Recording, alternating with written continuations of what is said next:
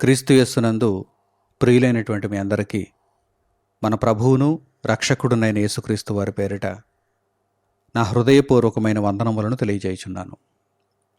ఆత్మీయ ఆరాధన సందేశమునకు మీ అందరికీ స్వాగతం. పరిశుద్ధ గ్రంథం నుండి ఉన్నతమైనటువంటి సంగతులను ఇప్పుడు మనము ఆలోచన చేద్దాం. పరలోకమందున్న తండ్రి అయిన దేవునికి మనుషులంతా పిల్లలే. ఆదాము అనేటువంటి మొదటి మనిషి దగ్గర నుండి నేటి వరకు అనేక మంది మనుషులు ఈ భూమి మీద పుడుతున్నారు, జీవిస్తున్నారు, మరణిస్తున్నారు. మనిషి యొక్క బ్రతుకు కాలంలో ప్రతి ఒక్కరూ కూడా మొట్టమొదట ప్రాముఖ్యముగా ప్రాథమికముగా తెలుసుకోవలసినటువంటి సంగతి ఏంటంటే, దేవుడు మనకు తండ్రి. పరలోకమందున దేవుడు మనకు తండ్రి.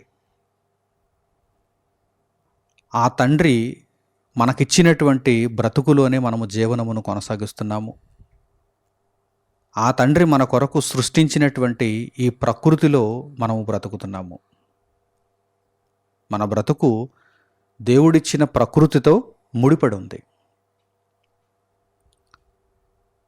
మనుషులందరూ కూడా దేవుని యొక్క ఆజ్ఞలను చక్కగా పాటించవలసిన వారుగా ఉన్నారు. పరిశుద్ధ గ్రంథంలో దేవుని మాటలు మనుషులకు ఆజ్ఞలుగా ఇవ్వబడ్డాయి. దేవుని యొక్క ఆజ్ఞలను మనుషులందరూ కూడా పాటించవలసిన వారుగా ఉన్నారు. పరమందున్న తండ్రి యొక్క ఆజ్ఞలకు లోబడవలసిన వారుగా ఉన్నారు. అయితే అనేక మంది దేవుని ఆజ్ఞలకు లోబడకుండా దేవునికి ఎదురు తిరుగుతున్నారు, దేవునికి అవిధేయులవుతున్నారు. ఏ తండ్రికైనా సరే తన పిల్లలు తన మాట వినటం లేదు అంటే ఆ తండ్రికి బాధ కలుగుతుంది. శరీర సంబంధమైనటువంటి తండ్రులు తమ పిల్లలకు కొన్ని ఆజ్ఞలు ఇచ్చినప్పుడు ఆ ఆజ్ఞలను తమ పిల్లలు పాటించినప్పుడు ఈ శరీర సంబంధమైనటువంటి తండ్రులకు ఎలాగైతే బాధ కలుగుతుందో, అలాగే పరలోకమందున్న దేవునికి కూడా మనుషులు ఆయన ఇచ్చినటువంటి ఆజ్ఞలను పాటించినప్పుడు ఆయనకు కూడా మొట్టమొదట బాధ కలుగుతుంది. నా పిల్లలు ఎందుకు ఆలోచన చేయటం లేదు? నా పిల్లలు నా మాటలను ఎందుకు గ్రహించటం లేదు? ఎంతగా నేను వారికి మేలు చేసినా కానీ వారు నాకు ఎందుకు విధేయులు అవ్వటం లేదు అని మొట్టమొదట అయితే దేవుడు బాధపడుతున్నాడు. ఎలా చెప్పగలమంటే, ఒక్కసారి ఈ వాక్య భాగాన్ని మీరు చూడండి. మనుషుల ప్రవర్తనను బట్టి దేవునికి బాధ ఉందో లేదో ఈ వాక్య భాగం ద్వారా మనం నేర్చుకోవచ్చు. యెషయా గ్రంథము 1వ అధ్యాయము 2వ వాక్యం నుండి మీరు గమనించండి. పరిశుద్ధ గ్రంథము నుండి యెషయా గ్రంథము 1వ అధ్యాయము 2వ వాక్యం నుండి. యెహోవా మాటలాడుచున్నాడు. ఇది స్వయంగా దేవుని యొక్క మాట. మధ్యవర్తులు ఎవరూ కాదు, దేవుడే మాట్లాడుతున్నాడు. దేవుని యొక్క ఆంతర్యం ఇది. యెహోవా మాట్లాడుచున్నాడు. ఆకాశమా ఆలకించుము, భూమి చెవియొగ్గుము. ఎవరికి చెబుతున్నాడు ఈ మాటలు? ఆకాశానికి, భూమికి దేవుడి మాటలను చెబుతున్నాడు. ఎందుకు ఆకాశానికి, భూమికి చెబుతున్నాడు?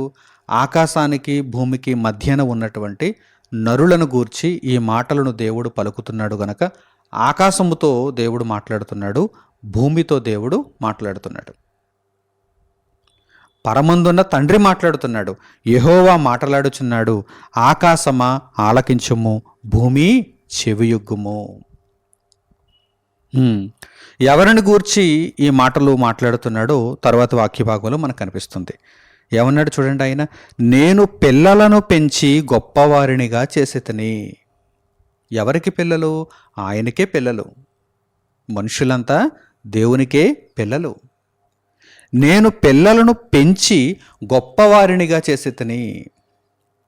ఈరోజు ఈ ప్రకృతి అంతటిలో, దేవుని సృష్టి అంతటిలో గొప్పవారు ఎవరు?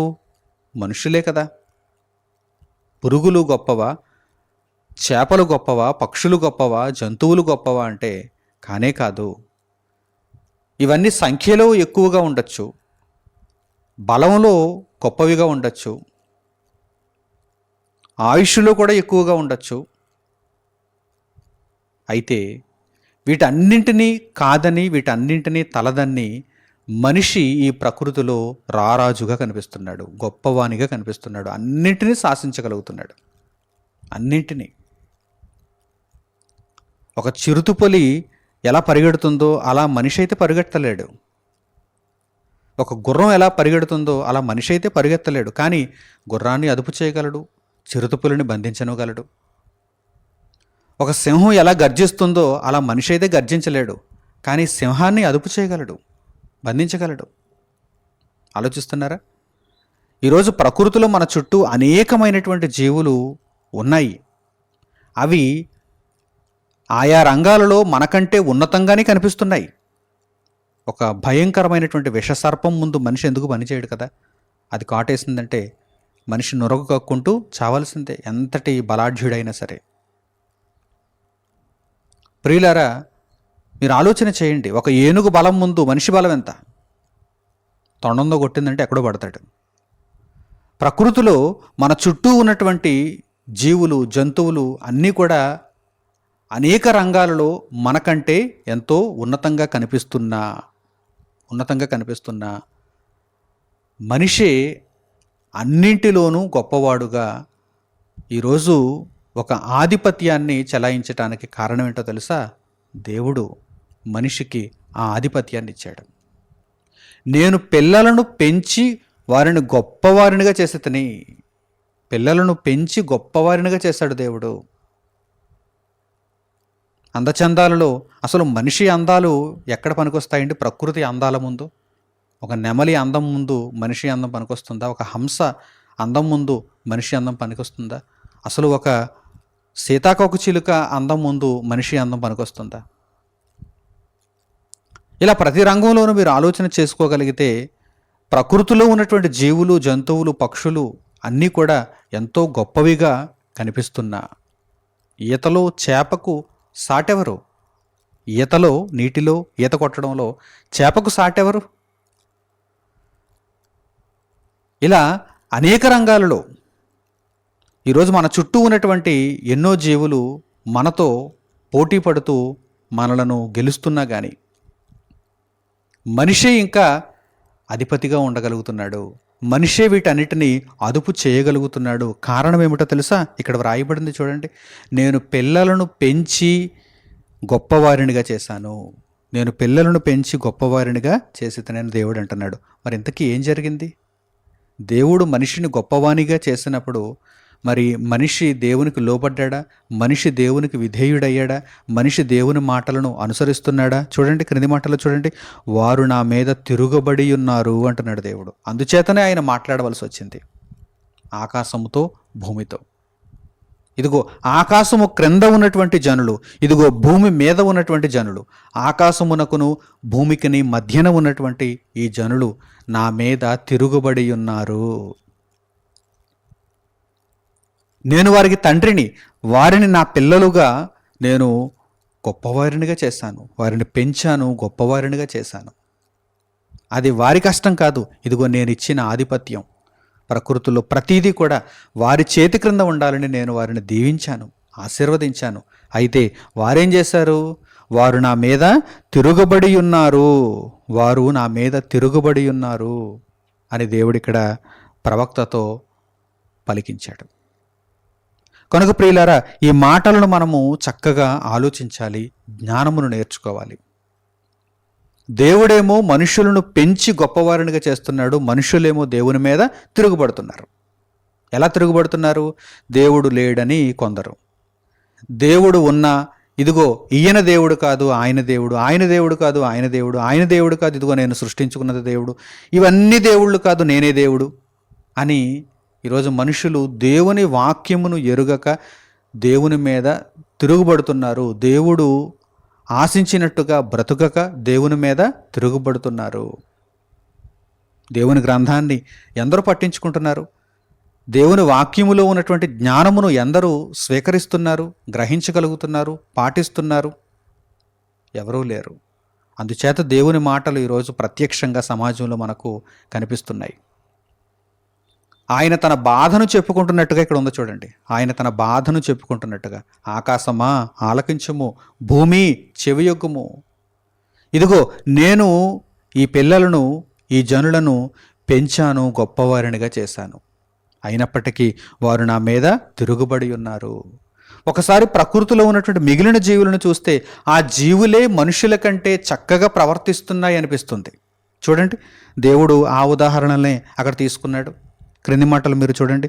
ఎద్దు తన కామందు నెరుగును, గాడిద సొంతవాని దొడ్డి తెలుసుకొనును. వారి చుట్టూ ఉన్నటువంటి ప్రకృతిలో ఎన్నో జీవులు ఉన్నాయి కదా, ఎన్నో జంతువులు ఉన్నాయి కదా, అసలు వాటిని చూచైనా మనిషి నేర్చుకోవటం లేదేంటి? ఎద్దు తన కామందు నెరుగును, ఎద్దు తన కామందును ఎరుగును, తన యజమానిని తెలుసుకొనును, తాను ఎక్కడికి వెళ్ళవలనో తెలుసుకొనును, అక్కడికే సరిగ్గా చేరుకుంటుంది. మరలా వేరే ప్రాంతానికి వెళ్ళాలనుకోదు, తన సొంత ప్రాంతానికి వెళ్ళాలనుకుంటుంది, తన యజమాని యొక్క నీడలో ఉండాలనుకుంటుంది. ఎద్దు తన కామందు నెరుగును, గాడిద సొంతవాని దొడ్డి తెలుసుకొనును. మరి ఏమైంది? ఎంతకీ మనుషులకి ఏమైంది? ఇశ్రాయేలుకు తెలివి లేదు, నా జనులు యోచింపరు. అసలు కనీసం ఆలోచన లేదు, కనీసం ఆలోచన లేదు, యోచన లేదు. అసలు నేను నా తండ్రిని తెలుసుకున్నానా? నాకు బ్రతుకునిచ్చినటువంటి నా దేవుణ్ణి నేను తెలుసుకున్నానా? నా దేవుని మాటలను ఎప్పుడైనా నేను విన్నానా? వాటి ప్రకారం ప్రవర్తించగోరానా? ఇదిగో ఈ ప్రజలకు యోచన లేదు, వారు ఆలోచించరు, వారికి తెలివి లేదు, వారికి తెలివి లేదు. దేవుడు తర్వాత ఏమంటున్నాడు చూడండి. పాపిష్టి జనమా, దోషభరితమైన ప్రజలారా, దుష్ట సంతానమా, చెరుపు చేయు పిల్లలారా, మీకు శ్రమ. మొదట దేవునికి బాధ కలిగింది, ఆ బాధ నుండి ఏం ఉత్పన్నమైంది? మనుషులకు శ్రమ ఉత్పన్నమైంది. ఆలోచిస్తున్నారా లేదా? ఒకవేళ అనుకోవచ్చు, ఆ దేవుడు బాధపడితే మాకేంటి, మా పబ్బం మేము గడుపుకుంటున్నాం కదా, మేము చక్కగా జీవిస్తున్నాం కదా, మా ఇష్టాన్ని మేము నెరవేర్చుకుంటున్నాం కదా, కడుపులో నీళ్లు కదలకుండా చక్కగా 4 రాళ్ళు వెనకేసుకుంటున్నాం కదా, మాకు ఇక్కడ నొప్పి ఏంటి, దేవునికి నొప్పి అయితే మాకు నొప్పి ఏంటి అనుకుంటున్నారా? దేవునికి నొప్పి అయితే ఆ తర్వాత నీకు శ్రమే అంటున్నాడు దేవుడు. దేవునికి బాధ కలిగితే ఆ బాధ నుండి పుట్టేదేంటి? మనిషికి శ్రమ. అందుచేతనే దేవుడు చెబుతున్నాడు ఇక్కడ, పాపిష్టి జనమా, దోషభరితమైన ప్రజలారా, దుష్ట సంతానమా, చెరుపు చేయు పిల్లలారా. అసలు మీరు నాకు పుట్టినవారేనా, నేను పంపినవారేనా అన్నట్టుగా తయారైపోయారు. అపవాదిని మీకు తండ్రిగా మార్చుకున్నారు. మీకంటూ ఒక మార్గమును ఏర్పరచుకొని తప్పుడు విధానాలతో మీరు జీవిస్తూ, అక్రమమును జరిగిస్తూ, అన్యాయస్తులుగా మిగిలిపోతూ మీరు దుష్టులైపోయారు. పాపభరితమైనటువంటి ప్రజలుగా మీరు మారిపోయారు. మీకు కలుగుబోయేది శ్రమే అంటున్నాడు దేవుడు. మీరు నా చెంతకు రాలేదు కనుక, నా మాటలు వినలేదు కనుక, నా కొరకు మీరు బ్రతకటం లేదు కనుక, మీరు పుట్టించిన బాధను బట్టి, ఇదిగో ఆకాశంతో నేను చెప్పాను, భూమితో నేను చెప్పాను, నా బాధను వెళ్ళబుచ్చాను. మీరు నాకు పుట్టించిన ఈ బాధను బట్టి తిరిగి మీకు కలిగేదేంటో తెలుసా? శ్రమ. ఇక మీకు ఆధిక్యత కలగబోదు, ఇక మీకు నా నుండి ఆనందము కలగబోదు, ఇక మీకు నా నుండి ఆశీర్వాదము రాబోదు, మీకు శ్రమ రాబోతుంది అంటున్నాడు. ఎవరిని గూర్చి? దుష్టులను గూర్చి, దుర్మార్గులను గూర్చి, అక్రమకారులను గూర్చి, అన్యాయస్తులను గూర్చి. అందుచేత దేవునికి బాధ పుట్టించే బ్రతుకు మనలో ఉండకూడదు. ఒకవేళ దేవునికి బాధను పుట్టిస్తున్నామా, ఆ బాధ నుండి మనం ఏం పొందుతాం? శ్రమను పొందుతాం. ఆ బాధ శ్రమను ఉత్పన్నం చేస్తుంది. అందుకే దేవుడు మొదటి మాటలలో తన బాధను వెళ్ళబుచ్చాడు. ఇదిగో నేను పిల్లలను పెంచి గొప్పవారినిగా చేశాను, వారు నా మీద తిరుగుబడి ఉన్నారు అని ఆయన చెబుతున్నాడంటే ఆ మాటల్లో మనకు దేవుని యొక్క బాధ కనిపిస్తుంది. ఆ తర్వాత ఆ బాధ నుండి ఏం పుట్టింది? బాధపడ్డాడు, బాధపడ్డాడు, బాధపడ్డాడు. ఆ బాధ తరువాత ఆ బాధ నుండి ఏం పుట్టింది? కోపం పుట్టింది, ఉగ్రత పుట్టింది. ఆ ఉగ్రత మనిషికి శ్రమగా దాపురించింది. మీరు ఆలోచన చేయండి, ఎంతో ప్రేమించిన దేవుడు ఎందుకు ఉగ్రుడైపోతున్నాడు? లోకాన్ని ఎంతో ప్రేమించి తన కుమారునే బలిగా అర్పించినటువంటి దేవుడు ఎందుకు కోపావేశుడైపోతున్నాడు అనగానే, నిత్యాగ్ని నరకానికి ఎందుకు దుష్టులను పంపిస్తున్నాడు అనగానే, మనుషుల యొక్క అక్రమం వారిని పెంచి గొప్పవారినిగా చేసినందుకు వారిచ్చిన ప్రతిఫలం ఏంటి? తిరుగుబాటు. వారు ఎదురు తిరుగుతున్నారు, వారు నా మాటలను పట్టించుకోకున్నారు, నా ఇష్టాన్ని నెరవేర్చకున్నారు అని దేవుడు బాధపడుతూ ఇదిగో ఉగ్రతను చూపిస్తున్నాడు. వీరికి శ్రమ అంటున్నాడు. వీరికి శ్రమ. చూడండి, పాపిష్టి జనమా, దోషభరితమైన ప్రజలారా, దుష్ట సంతానమా, చెరుపు చేయు పిల్లలారా, మీకు శ్రమ. వారు యెహోవాను విసర్జించి ఉన్నారు, ఇశ్రాయేలు యొక్క పరిశుద్ధ దేవుని దూషింతురు, ఆయనను విడిచి తొలగిపోయి ఉన్నారు. దేవునికి దూరం అయిపోయారు, ఆయనను దూషిస్తున్నారు. దేవదూషణ కూడా వీరిలో ఉంది. ఎంత భయంకరమైనటువంటి పాపమో మీరు ఆలోచన చేయండి.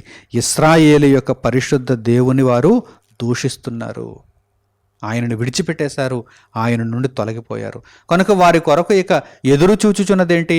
శ్రమ. ఈ శ్రమ ఎలా పుట్టింది? ఈ శ్రమ దుష్టులకు ఎలా సంభవించుచున్నది అనగానే, ఆ శ్రమ ఎక్కడి నుండి వచ్చింది? దేవుని యొక్క బాధ నుండి వచ్చింది. ఏమండి, పరిశుద్ధ దేవుని బాధ పెడితే ఆ బాధ ఊరకనే పోతుందా? ఆ బాధ కోపంగా మారుతుంది. ఆ కోపం మనిషికి శ్రమగా మారుతుంది. ఈరోజు మనుషులు దేవుడిచ్చినటువంటి ఈ ప్రకృతిలోనే ఎన్నో కష్టాలతో, ఇబ్బందులతో, ఆపసోపాలు పడి మరీ బ్రతుకును ముందు కొనసాగిస్తున్నారు. ఎందుకు అనగానే పరిశుద్ధ గ్రంథం సెలవిచ్చేటువంటి కారణం ఒక్కటే: మీరు దేవునికి ఎదురు తిరిగారు, మీరు దేవునికి లోబడటం లేదు, మీరు దేవుని వాక్యమును అంగీకరించటం లేదు, మీరు దేవుని చిత్తమును నెరవేర్చలేకపోతున్నారు. కనుక మిమ్మును బట్టి మొట్టమొదట దేవునికి బాధ కలిగింది. ఆ బాధ నుండి కోపం పుట్టింది. ఆ కోపం, దేవుని యొక్క ఉగ్రత మిమ్మును శ్రమల పాలు చేస్తోంది. ఒకని బ్రతుకు దినములన్నీ దేవుని కొరకు కాకుండా తన ఇష్టాన్ని తాను నెరవేర్చుకున్నట్టుగా బ్రతికితే, ఆ బ్రతుకు ముగిసిన తర్వాత ఆత్మ నిత్యకాలము శిక్షలోనికి పంపబడుతున్నది. అంటే కారణం ఏంటో తెలుసా? బ్రతుకు కాలమంతా దేవునికి బాధను మిగిల్చాడు. బ్రతుకు కాలమంతా తన ఇష్టాన్ని తాను నెరవేర్చుకున్నదై దేవునికి బాధను వారు మిగిల్చారు. వారు బ్రతుకును ముగించుకున్న తర్వాత దేవుడు అప్పటి వరకు పడినటువంటి బాధ నుండి ఏం పుట్టింది? దేవుని యొక్క ఉగ్రత పుట్టింది. ఆ ఉగ్రత వారిని నిత్య నాశనానికి పంపిస్తోంది. ఇక దేవుడు వారిని నిత్యం నాశనంలోనే ఉంచుతున్నాడు. అక్కడ అగ్ని ఆరదు, పురుగు చావదు. నిత్య వేదన, నిత్య బాధ. కనుక ప్రియులారా, దేవుణ్ణి ఎప్పుడూ కూడా బాధ పెట్టడానికి ఆలోచన చేయకూడదు. అనునిత్యము మనలను మనమే పరీక్షించుకుంటూ ఉండాలి, సరిదిద్దుకుంటూ ఉండాలి. మనము నొప్పింపబడైనా సరే దేవునికి మాత్రం ఎల్లప్పుడూ మనం ఆనందాన్నే ఇవ్వగలగాలి. ఎందుకంటే ఆయన మన కన్న తండ్రి. మనలను గొప్పవారినిగా చూడాలనుకుంటున్నాడు ఆయన. రక్షణలో ఉంచాలనుకుంటున్నాడు ఆయన. మనలను పరిశుద్ధులుగా, నిర్దోషులుగా మార్చాలనుకుంటున్నాడు ఆయన. కనుక దేవుని వాక్యమును ఒప్పుకుంటూ, మనలను మనమే సరిదిద్దుకుంటూ, చేసినటువంటి పాపములకు యేసుక్రీస్తు ప్రభువు నామమున పాపక్షమాపణ నొందిన వారమై ఇక ఎలా బ్రతకాలి అనేటువంటి విషయానికి వచ్చేసరికి యేసుక్రీస్తు ప్రభువును పోలి నడుచుకుంటున్న వారమై, రక్షణలో మన బ్రతుకును కొనసాగించుకుంటున్న వారమై దేవుణ్ణి మనము సంతోషపెట్టాలి, బాధ పెట్టకూడదు.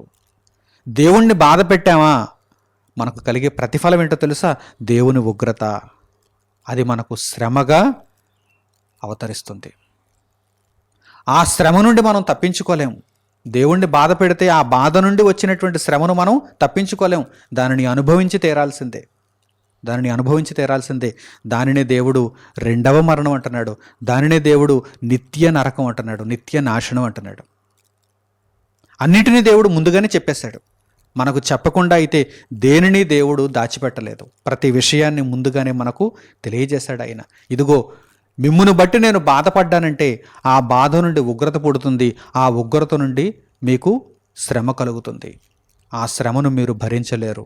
కనుక మీరు నాకు లోబడండి, నాకు విధేయులవ్వండి. నేను చెప్పిన మాటల ప్రకారం జీవించండి అని దేవుడు సూచిస్తున్నాడు. ఎందరైతే ఆయన మాటలకు ఒప్పుకుంటారో, ఎందరైతే ఆయన మాటల ప్రకారం జీవించటానికి తమ బ్రతుకులను సిద్ధం చేసుకుంటారో అట్టివారు దేవుణ్ణి సంతోషపెట్టేవారు అవుతారు. దేవుణ్ణి సంతోషపెడితే ఆ తర్వాత వచ్చే ప్రతిఫలం కూడా ఆనందదాయకంగా ఉంటుంది. మనలను నిత్య జీవములోనికి నడిపిస్తుంది. నిత్య నాశనంలోనికి కాదు, నిత్య జీవములోనికి మనలను నడిపిస్తుంది. ఈ విషయమై వ్రాయబడినటువంటి కొన్ని మాటలను ఈ సందర్భంలో మనం ఆలోచన చేద్దాం. యెషయా గ్రంథము 65వ అధ్యాయము 2వ వాక్యాన్ని మీరు చూడండి.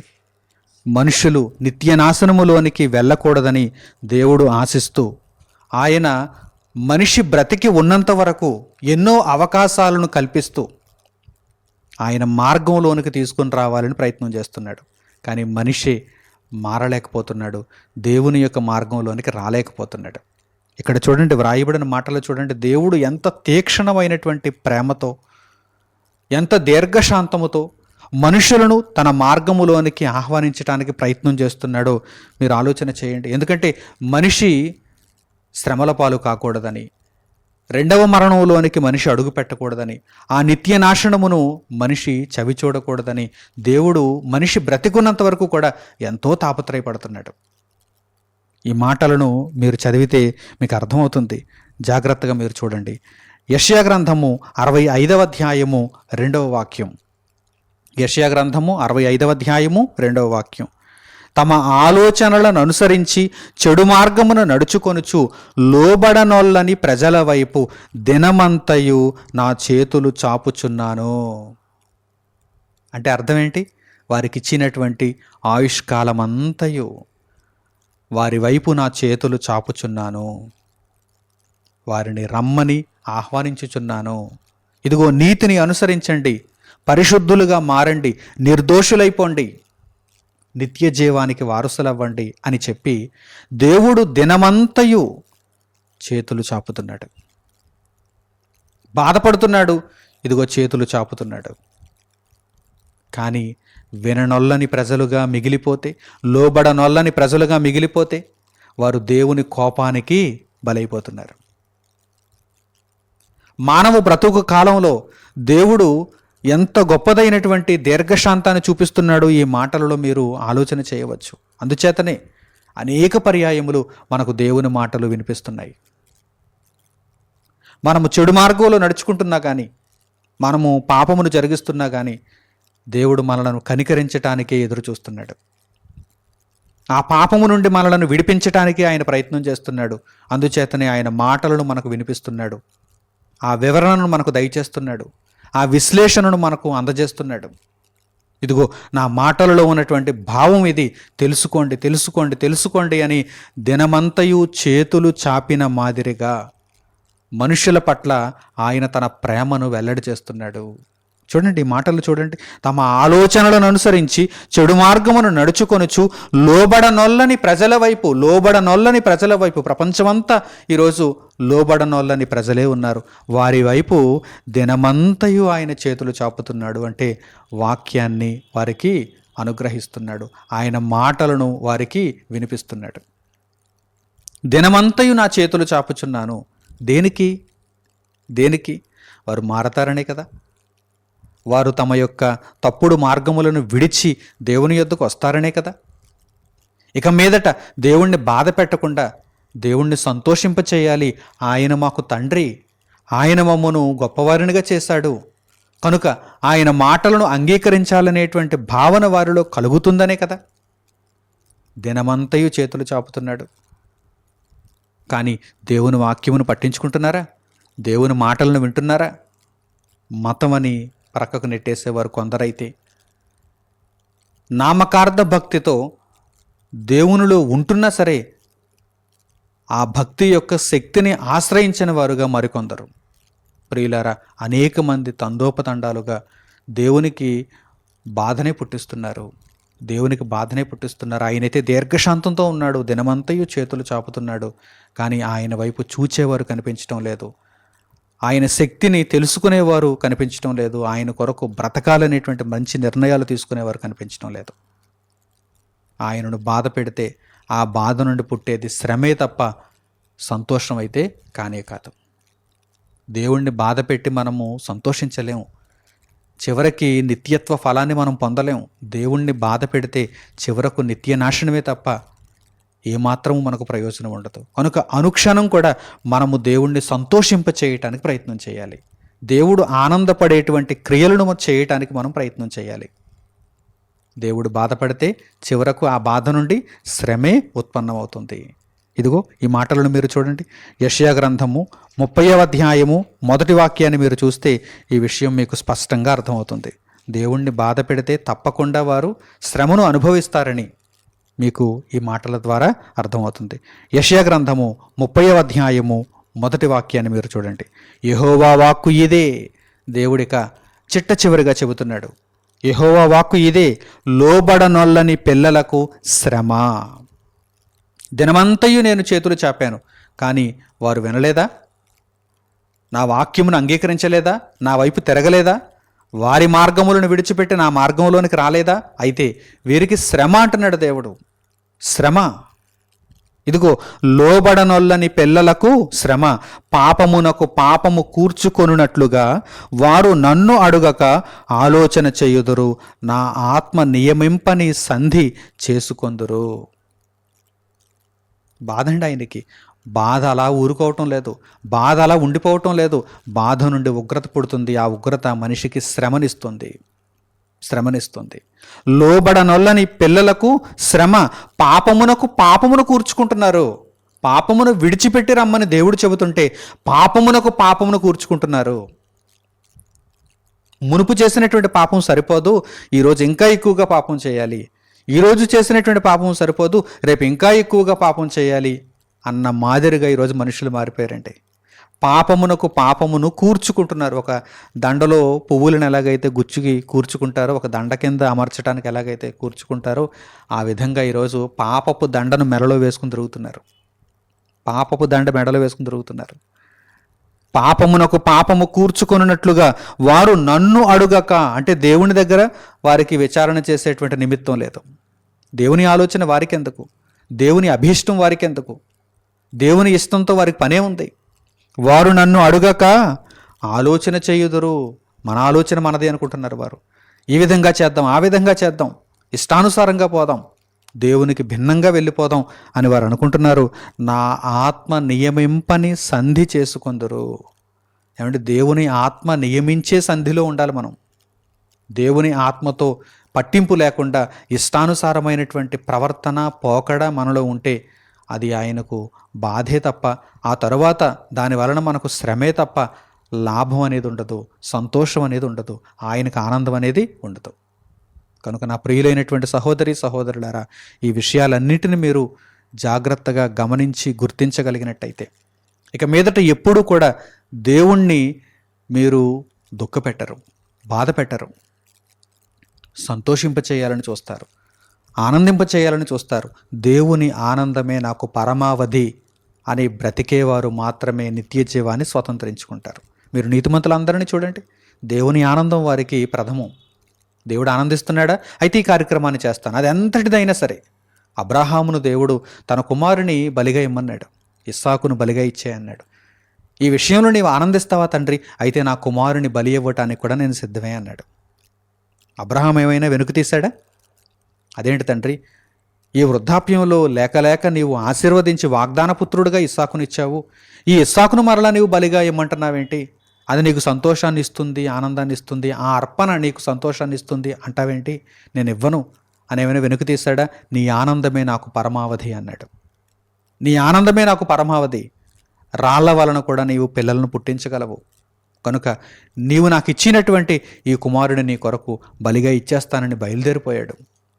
అంటే దేవుని ఆనందాన్ని వెతుకుతున్నాడన్నమాట. దేవుడు సంతోషపడాలి, నన్ను బట్టి దేవుడు విచారపడకూడదు, బాధపడకూడదు.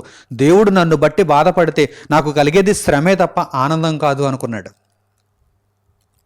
అందుచేత దేవుని ఆనందాన్ని వెతుకుతూ వెళ్ళిపోయాడు, హోరేబు కొండకు వెళ్ళిపోయాడు. తన కుమారుని బలి ఇవ్వటానికి కత్తి కూడా పైకెత్తాడు. అప్పటి వరకు దేవుడు ఎదురు చూశాడు. ఇదిగో నా బిడ్డ, నేను ఆనందపడతానని ఎంతటి కార్యక్రమాన్నైనా సరే నెరవేర్చడానికి సిద్ధపడిపోతున్నాడు అని చెప్పి కత్తి పైకెత్తేటంత వరకు కూడా దేవుడు అబ్రహాములో ఉన్నటువంటి నీతిని ఎంతో జాగ్రత్తగా పరీక్షిస్తూ ఆయన ఆనందపడుతున్నాడు. ఇదిగో నా కొరకు బ్రతికే బిడ్డ, నా ఆజ్ఞను నెరవేర్చే బిడ్డ, నేను మాట సెలవిచ్చానంటే ఎంతటి విషయానికైనా సరే తెగించే బిడ్డ. అప్పటి వరకు దేవుడు ఇదిగో అబ్రహాములో ఉన్న నీతిని కనుగొన్నాడు. అప్పుడు చెప్పాడు, ఇదిగో ఇస్సాకును నేను బలిగా తీసుకోను, ఇదిగో పొదలో చిక్కుకున్నటువంటి ఒక పొట్టేలుంది, ఆ పొట్టేలును నీవు బలివి అన్నాడు. ఈ ఉదంతం ద్వారా, ఈ పాఠ్యాంశము ద్వారా మనకు దేవుడు నేర్పిస్తున్నది ఏమిటి? దేవుని యొక్క సంతోషాన్ని వెదకు, దేవుని యొక్క ఆనందాన్ని కనుగొను. దేవుడు ఆనందపడతాడంటే నీవు ఏ కార్యక్రమాన్ని చేయడానికైనా సరే ముందుండాలి. ఎందుకంటే నిన్ను దేవుడు గొప్పవానిగా చేశాడు. అబ్రహాము ఒకటే అనుకున్నాడు, అబ్రహాము ఒకటే అక్కడ తెలుసుకున్నాడు. అదేమిటంటే దేవుడు ఇచ్చాడు, దేవుడు కోరుకున్నాడు, దేవునికి ఇవ్వడంలో తప్పే ఉంది, ఇది న్యాయమే కదా అనుకున్నాడు. వృద్ధాప్యంలో నేనేమైనా పిల్లవాడిని కనగలనా? దేవుడే ఇచ్చాడు. నేను ఎప్పుడు పిల్లవాడిని కన్నా దేవుడే ఇచ్చినట్టు, దేవుడిచ్చే గర్భఫలం కదా. ఆ గర్భఫలాన్ని దేవుడు కోరుకున్నప్పుడు దేవునికి మరలా తిరిగి ఇవ్వటంలో నేను సంకోచించానంటే, వెనుక తీశానంటే అసలు నేను మనిషినేనా అనుకున్నాడు. ఈ విషయాన్ని ఆలోచించాడు. దేవుడు కోరుకున్నాడంటే నేను ఇవ్వాలి, దేవుడు సంతోషపడతాడంటే, దేవుడు ఆనందిస్తాడంటే నేను ఏమైనా చేయాలి, దేనికైనా నేను తెగించాలి. ఇంతటి గొప్ప మనస్సు పూర్వీకులలో, మన పితరులలో ఉందండి. నీతిమంతులైన వారు ఎంత గొప్ప మనస్సును కలిగి ఉన్నారండి. ఒక మోషేను మీరు చూచినా, ఒక దావీదును మీరు చూచినా ఇటువంటి మనస్సే. దేవుని ఆనందము కొరకు తన ప్రాణాన్నే ఇచ్చిన యేసుక్రీస్తు ప్రభువును చూడండి. తండ్రి, నేను ఏ పాపము చేయలేదు, అయినప్పటికీ ఇదిగో ఈ పాపాత్ములు నన్ను శిక్షించడానికి వస్తున్నారు, నన్ను సిలువ వేయడానికి వస్తున్నారు, నీ చిత్తమే సిద్ధించునుగాక. ప్రజలందరినీ రక్షించటానికి, నా నామమందు విశ్వాసం ఉంచినటువంటి వారిని రక్షించటానికి ఇదిగో నా బలి అవసరమని నీవు సంకల్పించినప్పుడు నీ చిత్తము సిద్ధించునుగాక అని యేసుక్రీస్తు ప్రభు అన్నారంటే మీరు ఆలోచన చేయండి. దేవుని ఆనందము కొరకు తన ప్రాణాన్నే ఇచ్చేశాడు. దేవుని ఆనందము కొరకు తన ప్రాణాన్నే ఇచ్చేశాడు. తన ప్రాణాన్ని ఇచ్చినప్పుడు మరి దేవుడు, కన్నతండ్రి అని దేవుడు ఆయనను మూడవ దినమున తిరిగి లేపాడు, ముల్లోకాలకు అధిపతిగా చేశాడు. నా ఆనందము కొరకు నీ ప్రాణాన్నే ఇచ్చావు నా ప్రియ కుమారుడా, నా ఆనందము కొరకు నీ ప్రాణాన్నే ఇచ్చావు. నా ఆనందం ఏమిటి? నీ ప్రాణాన్ని ఇవ్వటంలో నాకు ఆనందం ఎలా ఉంది? ఇదిగో లోకాన్ని రక్షించాలనే ఆనందం నాది. అంతే తప్ప నీవేదో ప్రాణం ఇచ్చేస్తే నేను ఊరకనే ఆనందపడేటువంటి తండ్రిని కాదు కదా. నీవు ప్రాణాన్ని పెడితే, నీవు చేసిన ఆ త్యాగము ద్వారా, నీవు చేసినటువంటి ఆ పాప ప్రాయశ్చిత్తం ద్వారా అనేకులకు పాపక్షమాపణ కలుగుతుంది. అందులో నాకు ఆనందం ఉంది. మనుషులను కాపాడగలుగుతున్నాననేటువంటి ఆనందం నాకుంది అని దేవుడు సంతోషపడ్డాడు. అందుచేత ప్రభువుకు ఆయన ఇచ్చినటువంటి ఘనత ఏంటి? ముల్లోకాలకు అధిపతి నీవే అన్నాడు. సర్వలోకములలో నీవే అధిపతివి అని దేవుడు యేసుక్రీస్తు ప్రభువును అందరికంటే, అన్నింటికంటే హెచ్చించాడు. ప్రతి నాలుక ఆయనను ప్రభువు అని స్తుతించాలి. ప్రతి మోకాలు ఆయన ముందు వంగి తీరాలి, మోకాల్లోని తీరాలి. గమనించండి. కనుక దేవుని ఆనందం అనేది చాలా గొప్పది. దేవుని ఆనందాన్ని మనం వెతకాలి, దేవుని ఆనందాన్ని కోరుకుంటూ జీవించాలి. దేవుని వాక్యమును అనుసరిస్తున్నప్పుడు దేవుడు సంతోషిస్తాడు. దేవుడు చెప్పిన మాటల ప్రకారం మనం జీవిస్తున్నప్పుడు అది కొద్దిగా ఈ లోకంలో మనకు ఇబ్బందిని కలిగించవచ్చు, బాధను, శ్రమను మనకు కలిగించవచ్చు, కొంత కష్టాన్ని మనకు కలిగించవచ్చు. అయినప్పటికీ వాటన్నింటినీ మనము అధిగమిస్తూ దేవుడు ఆనందిస్తున్నాడుగా, దేవుడు సంతోషపడుతున్నాడుగా. అందుచేత నేను ఇదిగో దేవుని వాక్యానుసారముగానే నడుచుకుంటాను అని చక్కగా మనము దేవుని మార్గంలో ముందుకు కొనసాగగలిగితే మనము మంచి ప్రతిఫలాన్ని తప్పకుండా అందుకుంటాం. అంతే తప్ప దేవునిని బాధ పెట్టేవారుగా ఒకవేళ ఉన్నారా, ఆ బాధ నుండి ఉగ్రత పుడుతుంది.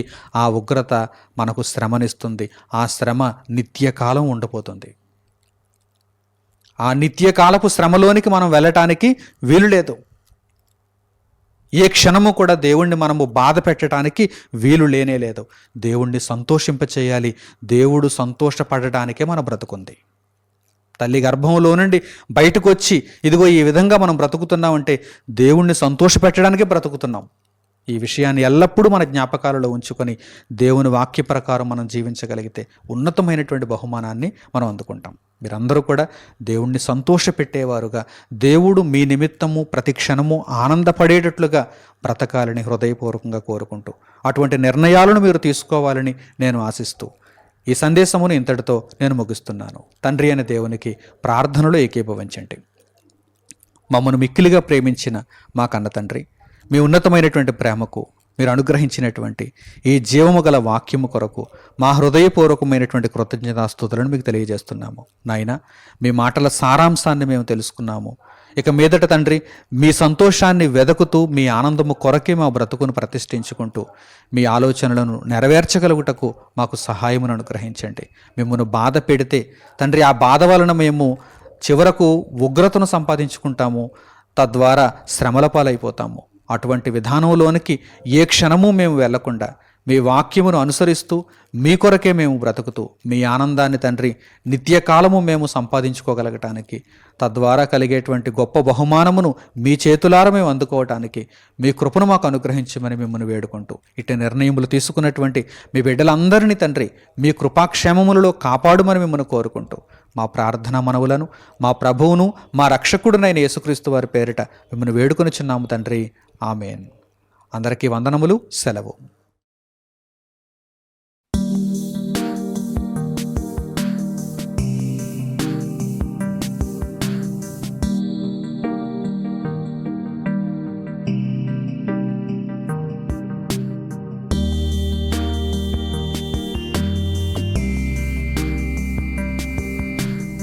సహోదరులు మణికుమార్ గారు ప్రసంగించిన ఎన్నో ఆత్మ సంబంధమైన సంగతులను ఉచితముగా వీక్షించుటకు మా యూట్యూబ్ ఛానల్స్ ను తప్పక దర్శించండి. మా సమాచారమును ఎప్పటికప్పుడు తెలుసుకుని ఆత్మీయాభివృద్ధి నొందవలనంటే మా యూట్యూబ్ ఛానల్స్ ను సబ్స్క్రైబ్ చేసుకోండి. సత్వర నోటిఫికేషన్ల కొరకు సబ్స్క్రైబ్ బటన్ ప్రక్కనే ఉన్న బెల్ సింబల్ ను క్లిక్ చేయండి. మరిన్ని వివరములకు మీరు సంప్రదించవలసిన మా ఫోన్ నెంబర్స్ 8978414178 మరియు 8333927666. ధన్యవాదములు. ఈ కార్యక్రమమును అనేక మందికి పరిచయం చేయగలరని ఆశిస్తున్నాము. ప్రభువైన యేసుక్రీస్తు పేరిట మీకు శుభములు.